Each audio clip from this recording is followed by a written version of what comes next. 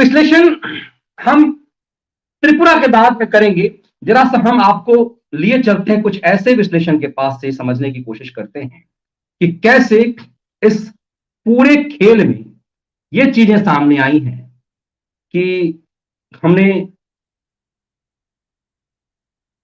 त्रिपुरा के मामले में, चलिए इस विश्लेषण को हम त्रिपुरा के मामले से ही समझने की कोशिश करते हैं।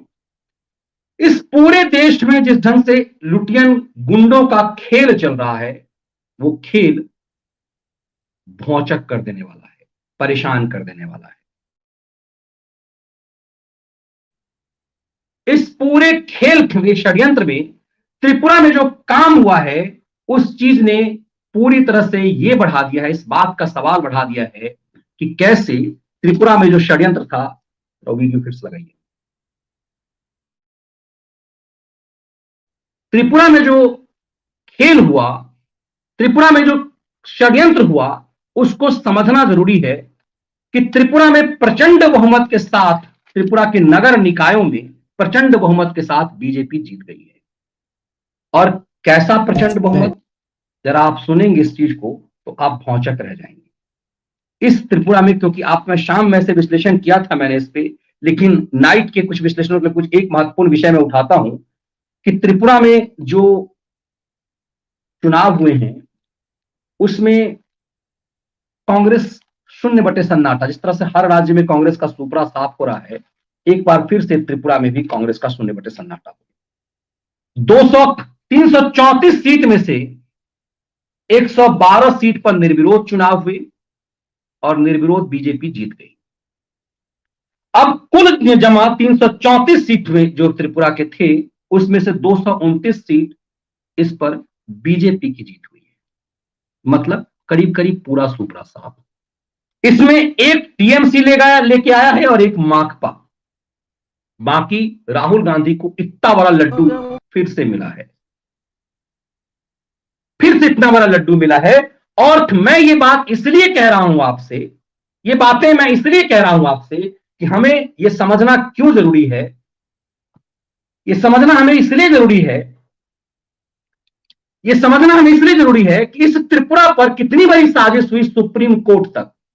इस त्रिपुरा में दंगा कराया गया, इस त्रिपुरा के नाम पर मुंबई में दंगा कराया गया, इस त्रिपुरा में डिजिटल गुंडे पैदा किए गए और इन डिजिटल गुंडों को, जिसने त्रिपुरा के एक मस्जिद में आग लगाए जाने की फर्जी खबर फैलाई, जो बताया जाता है कि वो म्यांमार या बांग्लादेश का था, उससे उठा करके दिल्ली के लुटियन दलालों ने इसे नेशनल मीडिया में फैलाने की कोशिश की। भारत में सनसनीबाज और सांप छुतरबाज की पत्रकारिता करने वाले जो आजकल खलियर हो चुके हैं, उन लोगों ने अपने यूट्यूब और अपने ट्विटर के माध्यम से त्रिपुरा को बदनाम करने की कोशिश की। उन्हें लगा कि त्रिपुरा का जो मुख्यमंत्री है, नौजवान है, अनुभवहीन है, और हम त्रिपुरा में जो वामपंथ की सरकार थी, हमें उसे वापसी चाहिए। इसीलिए विप्लव देव को बर्बाद, छोटे से राज्य में कितना बड़ा षड्यंत्र हुआ, भारत के खिलाफ इतना बड़ा षड्यंत्र एक छोटे से राज्य में हुआ, इस बात को हमें और आपको समझना बहुत जरूरी है। यह इसलिए समझना हमें और आपको जरूरत है क्योंकि त्रिपुरा के कारण महाराष्ट्र में दंगे कराए गए। महाराष्ट्र में शुक्रवार को कि त्रिपुरा में एक मस्जिद जला दी गई, क्योंकि फ्रांस में जला दी जाती है, इसलिए इंदौर में भी जलाने का कोई अधिकार है। फ्रांस में किसी मैगजीन पर विवाद होता है तो ये इंदौर और भोपाल को भी जला देते हैं, लखनऊ को भी जलाने की कोशिश करते हैं, लेकिन बाबा के राज में तो इनकी गुंडई चलती नहीं है। लेकिन त्रिपुरा के मुख्यमंत्री ने एक स्टैंड लिया, उनके ऊपर योगी आदित्यनाथ छा गया। और योगी आदित्यनाथ की तरह इस देश में दूसरी बार योगी आदित्यनाथ के बाद किसी सीएम ने डिजिटल दंगाइयों पर, खैराती पत्रकारों पर, इन सब पर कार्रवाई की। 100 से ज्यादा इन डिजिटल दंगाइयों पर एफआईआर हुए यूएपी एक्ट के तहत। तो पूरी तरह से तिलमिलाहट यहां हो गई और जो एडिटर गिल्ड्स है वो भी बौखला गया। इन सब ने हंगामा मचा दिया, सुप्रीम कोर्ट तक मैटर चला गया। सुप्रीम कोर्ट भी तो यही इंतजार कर रहा था। जिस सुप्रीम कोर्ट ने बंगाल के मामले में चुप्पी लगाई, उस सुप्रीम कोर्ट बंगाल में हिंदुओं पर हिंसा पर चुप्पी लगाई, हिंदुओं के पलायन पर चुप्पी लगाई, लेकिन त्रिपुरा मामले पर जब याचिका आई तो सुप्रीम कोर्ट ने सुनना स्वीकार कर लिया।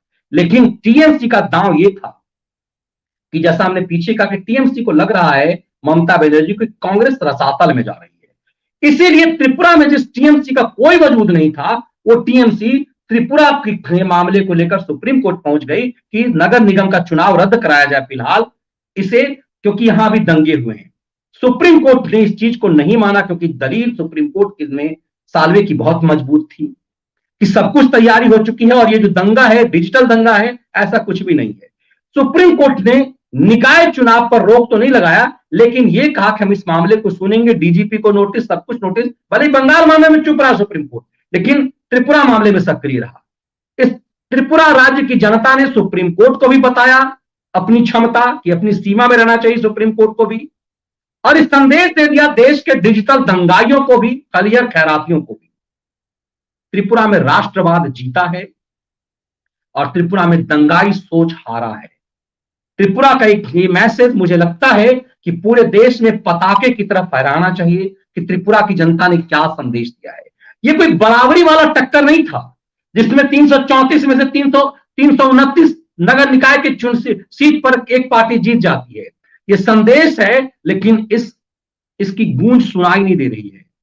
इस देश में पारंपरिक राजनीति करने वाले, जालीदार टोपी से राजनीति करने वाले इन खिलाड़ियों को पता नहीं चल रहा है कि क्या खेल कर रहे हैं।